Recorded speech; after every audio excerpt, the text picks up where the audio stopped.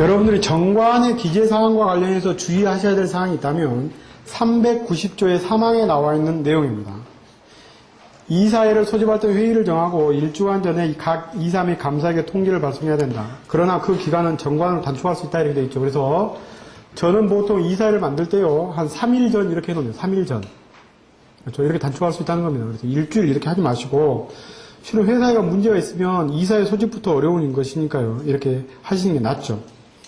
그 다음에 이사 및 감사에 대해 통지를 발송해야 된다 했는데, 이 통지요, 특별한 방법이 없습니다. 그러니까 여기에 방법이 없기 때문에 이 통지도 문서 또는 뭐 전자문서 이렇게 가로를 쳐서 이렇게 정관에 만들어 놓으시면 나을 것 같고요.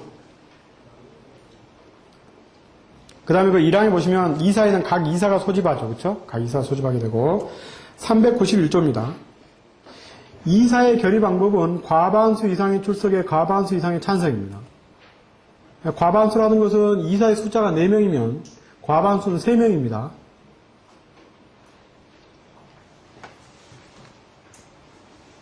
자, 그 다음에 391조의 3이요. 그 2항에 보시면 의사록에 의사의 안건, 경과, 요령, 결과, 반대한 자와 그 반대 이유를 기재하고 출석한 이사 및 감사가 기명 날인 또는 서명해야 된다 이렇게 되어 있죠. 그래서 이사, 감사가 서명의 의무가 있는 것이고요. 그 393조요. 이사의 권한 이렇게 되어 있죠. 여기다 밑줄을 꺼 놓으신다면 중요한 자산의 처분 및 양도, 그 다음에 이제 대규모 재산의 차입, 돈을 빌리는 것이요.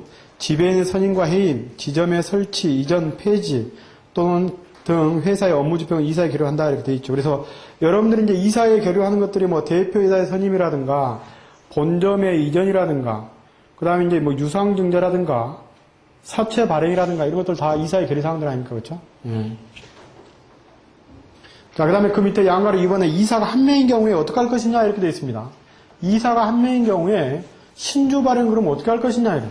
대표적으로 이제 신주 발행이 문제가 되는데 이런 것들은 전부 다 주주총회에서 하게 됩니다. 그리고 거기에 이제 39페이지 제일 밑에 있는 것이요. 이사가 한 명이 된 경우에 그 이사가 회사를 대표하고 다음에 규정되어 있는 이 조항들만이 1인 이사가 합니다. 이건 뭐냐면요. 주주총회를 소집을 하는 거 결정도 이사가 하고요. 이건 전부 다 주주총회 소집과 관련된 조항입니다. 그렇기 때문에 아까 말씀드렸던 그 유상증자요. 이런 건 누가 한다는 겁니까? 이제 주주총회에서 해야 되는, 주주총회에서. 이사가 결정하는 게 아니고 주주총회에서 결정해야 되는 것이죠. 거기에 지금 383조에 보시면, 거기에 조항에 두 번째 줄에 393조가 있죠. 이 393조가 바로 위에서 읽었던 조항입니다. 중요한 자산의 처분 및 양도, 지배인의 선임 및 해임, 지점의 설치, 이전, 폐지, 이건 누가 한다는 겁니까? 이사가 혼자 알아서 한다는 겁니다. 이사의 결정서요. 혼자 알아서 한다는 겁니다. 그런데 아까 유상증자 같은 것은 또는 사채 발행과 같은 것은 이사에서 하는 게 원칙이지만 이제 이사회가 없기 때문에 이것은 전부 다 주주총회에서 하게 됩니다. 그래서 그 밑에다는 유상증자와 사채 발행은 주주총회에서 한다는 주주총회에서. 위원회는 2인 이상의 이사로 구성되고 다만 감사위원회는 3인 이상의 이사로 구성된다. 이 감사위원회가 있으면 감사를 두지 못합니다. 그러니까 감사위원회가 있는 회사의 등기부를 보시면 감사는 없습니다. 그리고 그 감사위원회의 구성원들은 전부 다 이사들입니다. 그 방가를 한번 보시면 위원회 구성원은 모두 이사이고 이사의 선임은 주주총회에서 하지만 위원회 선임은 이사에서 합니다. 그러니까 이번에 이제 주주총회에서 이사를 5명 선임합니다. 5명 주주총회 선임하죠. 그럼 5명이 모이면 이사회가 되죠. 요 이사회에서 대표이사도 선임합니다. 한 사람 떨어져 나갔죠. 그러면 이사회 5명이 모였습니다. 이 5명이 감사위원회 위원을 선임할 때는 요 5명이 결의를 해가지고 감사위원을 선임합니다. 아시겠죠? 감사위원을 선임하게 된다.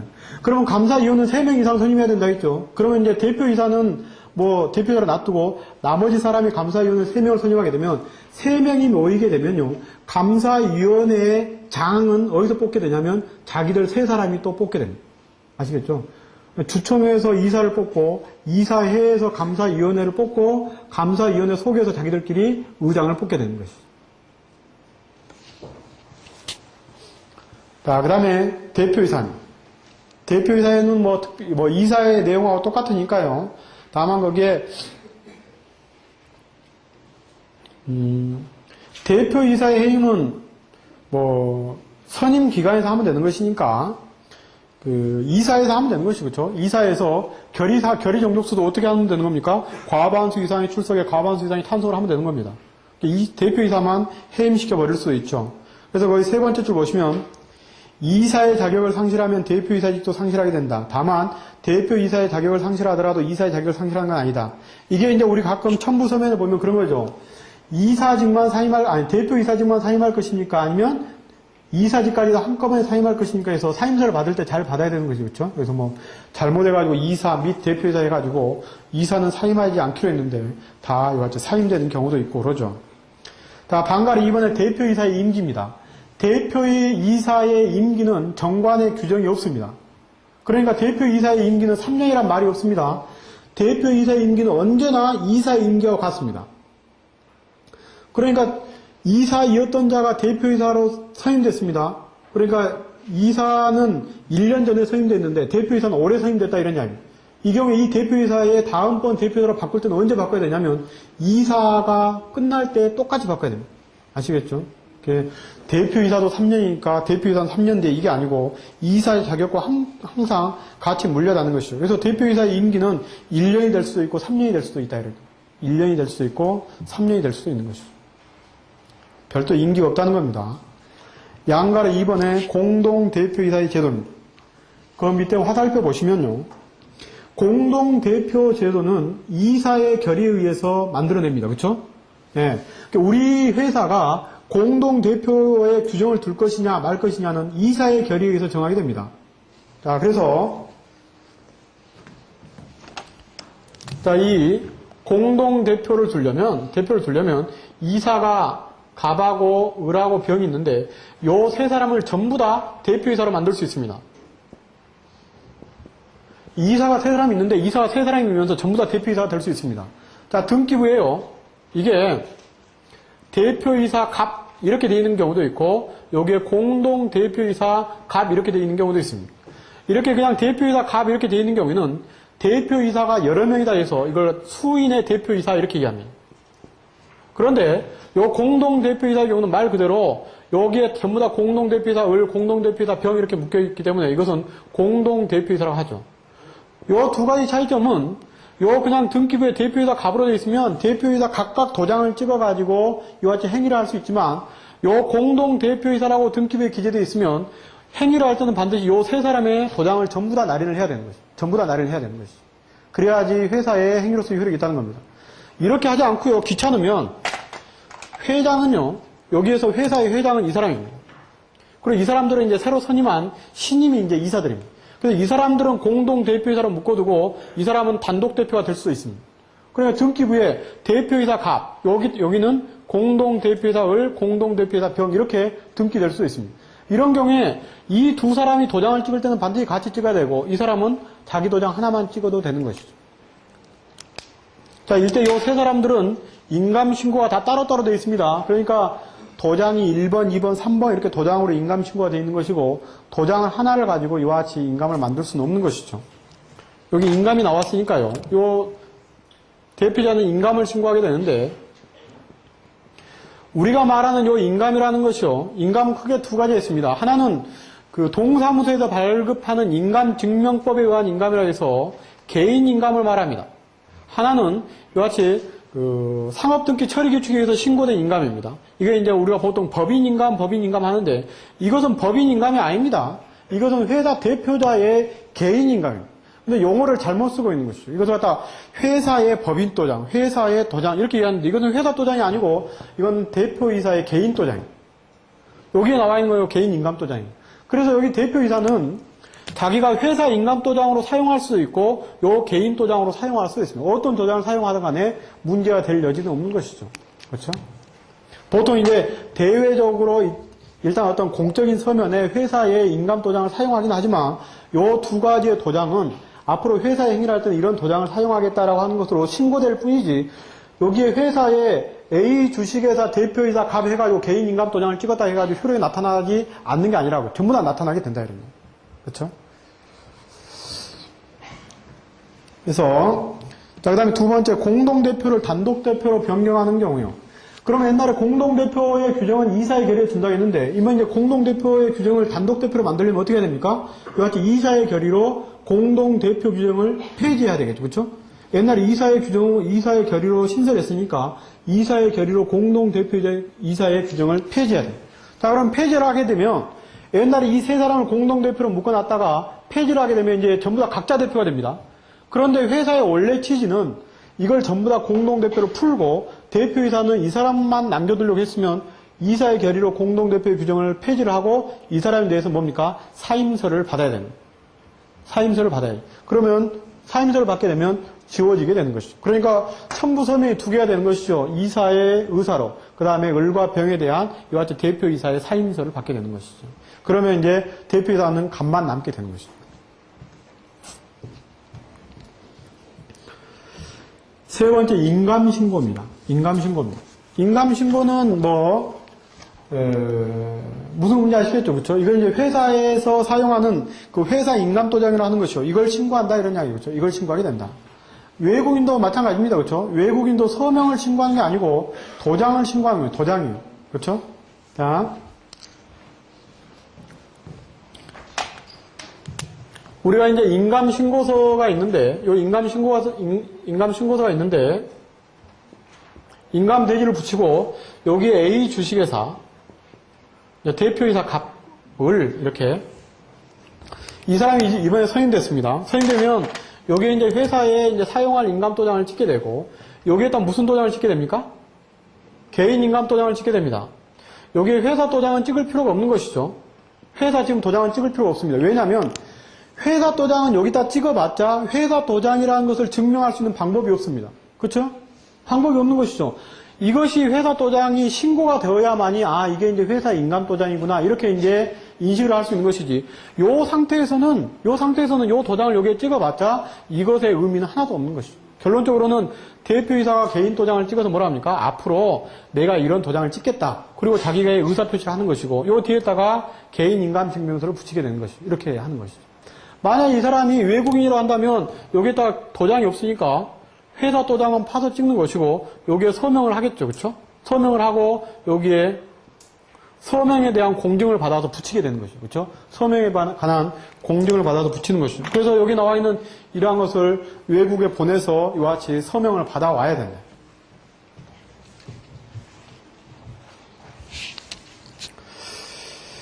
인감신고는 그렇고요.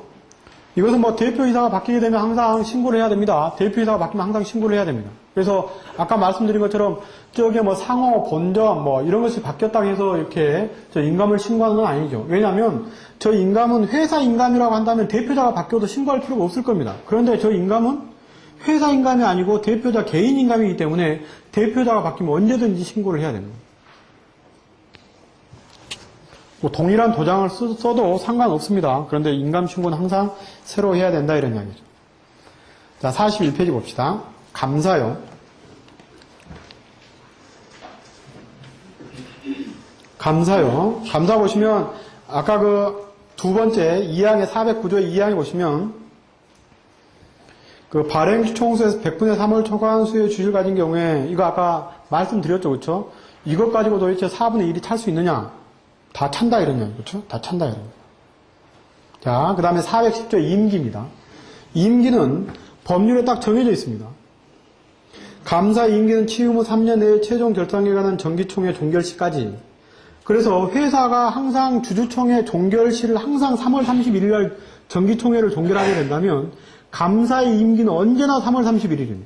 그렇죠?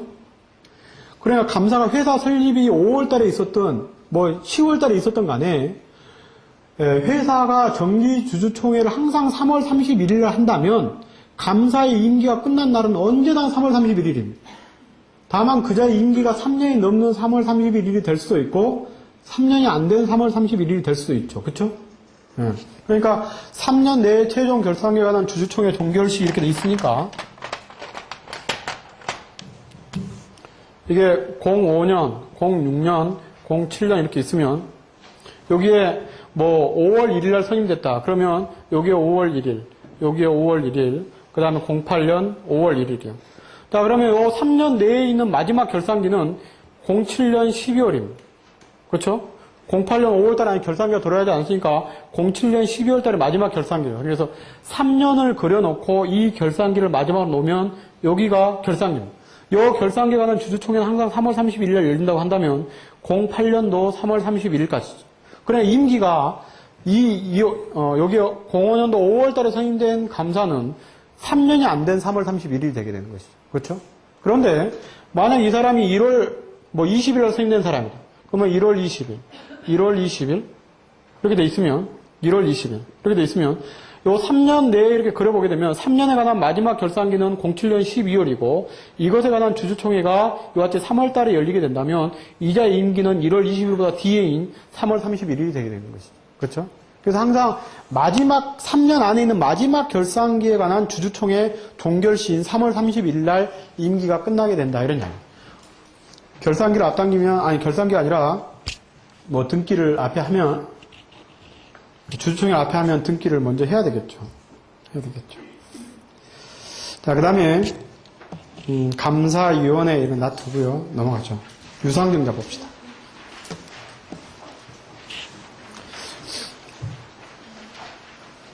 유상증자에서요. 첫 번째 유상증자의 발행사항의 결정이 이렇게 되어 있는데 유상증자에서 가장 중요한 것은 뭐냐면 신주인수권입니다. 회사가 발행될 주식을 누가 갖는가의 문제입니다. 이것에 대해서 굉장히 다툼이 있습니다. 여러분들이 유상증자를 하실 때는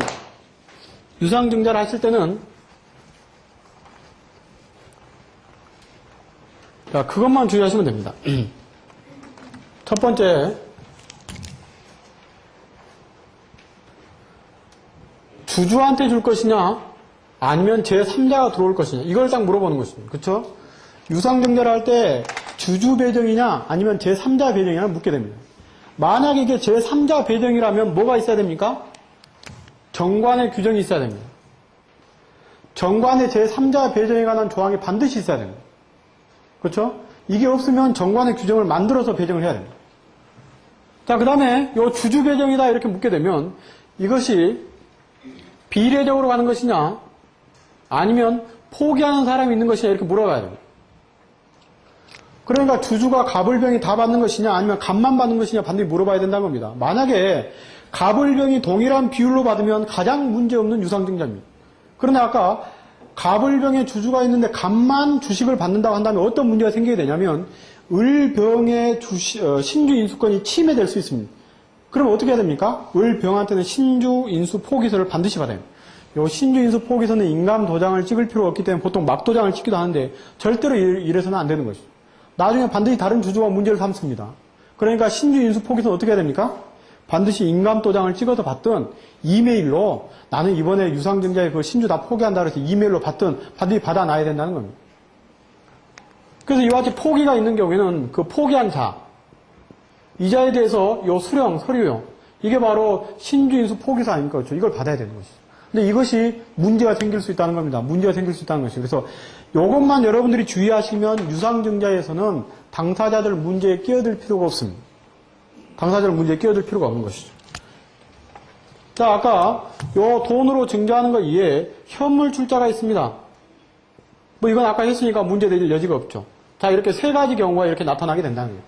네. 그래서 요 제3자에게 배정을 하는 경우에는 반드시 이사의 의사로 했다가 정관 제 몇 조의 몇 항의 규정에 따라서 제3자에게 배정한다. 반드시 기재를 하시기 바랍니다.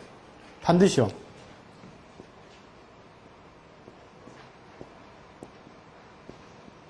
정관 규정을 명시를 하고 하여튼 주주들 중에서 신주를 포기한 사람들이 있는 경우는 반드시 관련 서류를 받아줄 것 이런 이야기입니다. 그러면 요 나머지 절차들이야 뭐 돈 내고 돈 받아가지고 등기는 다음날 신청하는 것은 이건 유상증자의 등기에 특별한 문제가 없는 것이죠. 문제될 여지가 없죠. 저것만 주의하시면 됩니다. 자, 그래서 뭐 42페이지 특별한 건 없고요. 넘어가 봅시다. 43페이지에 방가로 4번에 신주인수권 이렇게 있죠. 그래서 아까 말씀드린 것처럼 주주가 신주를 포기할 때 주의하시라는 절대로. 그렇죠? 이것이 또 주주가 신주인수를 포기할 때 아까 세법상의 문제도 있습니다. 증여에 문제가 있다고요. 의제 증여에 문제가 있다고요. 이것도 주의하시고요. 이거는 우리가 신경 쓸 일은 아니지만 하여튼 이야기는 해줘야 된다. 넘어가죠. 44페이지. 준비금의 자본전입이라는 게 있습니다. 이게 무상증자입니다. 무상증자입니다. 자, 거기에 무상증자인데 이 무상증자는 그 1항에 보시면 이사의 결의로 합니다. 그러니까 이사의 의사록만 있으면 되겠죠. 자, 그런데 방법이 있습니다. 방법에 보시면 첫 번째하고 두 번째가 있습니다. 할증 발행을 해서 주금납입 보관증명서가 있는 경우. 그게 뭐냐면 이번에 5천만 원의 증자를 했는데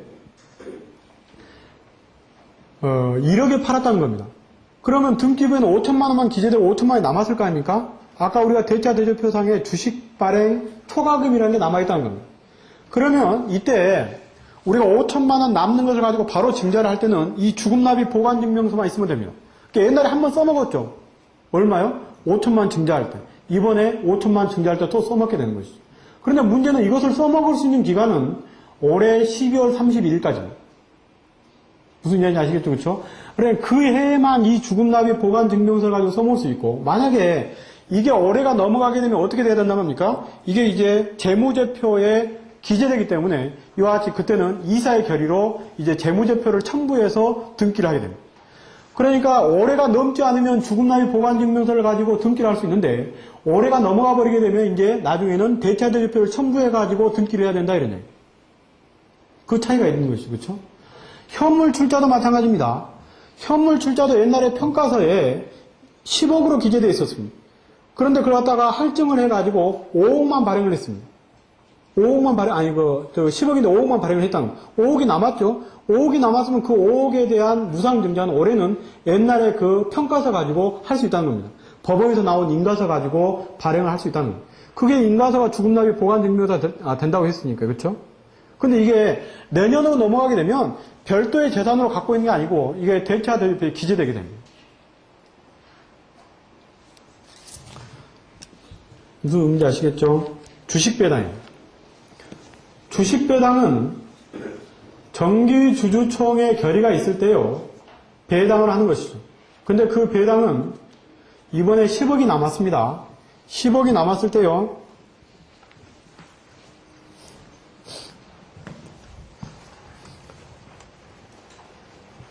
대차대조표 승인하고 손익계산서, 그 다음에 이익잉여금의 처분계산서를 승인하게 되면요, 이 10억이 남게 되면 이번에 이 10억을 전부 다 주주들한테 줘야 되겠다. 전부 다. 이런 경우에는요, 이걸 주는 방법 중에 보면 주식도 좀 줘야 되겠다 그러면 주식을 아무리 많이 주고 싶어도 5억을 넘어서 줄 수 없습니다. 5억까지만 줄 수 있습니다. 5억이요. 즉 여기에 이익배당 총액에 여기 2분의 1을 초과할 수 없습니다. 주식이 많이 발행되게 되면요, 주식의 가치가 떨어지기 때문에 그렇습니다. 주주를 보호하려고 그렇습니다. 그래서 더 이상 발행하지 못하는 것이죠. 이때요, 주식은 몇 주가 발행되게 되냐면 5억 나누기 액면가, 이게 주식수입니다. 아시겠죠? 그러니까 현재 주식 가치가 10,000원이라 할지라도 액면가가 5,000원이면 발행되는 주식수는 5억 나누기 5,000원 이렇게 된다. 시가가 아니라 액면가로 나누게 되면 이게 늘어나는 주식수가 됩니다. 자, 그 다음에 나머지 이제 현금으로 5억을 줍니다. 현금으로 5억을 주는데요, 주주한테 전부 다 5억을 주는 게 아니고 여기에 10분의 1을 뗍니다. 그리고 나머지만 줍니다. 그러니까 4억 5천만 주게 되고요, 10분의 1은 떼가지고 이익잉여금 계정 속에 모읍니다. 그러니까 주주가 받을 수 있는 돈은 4억 5천이다 이런 이야기입니다. 이 정도 아시면 되겠죠, 그렇죠? 나머지 세무상의 문제는 세무사님이 알아서 다 하실 것이니까.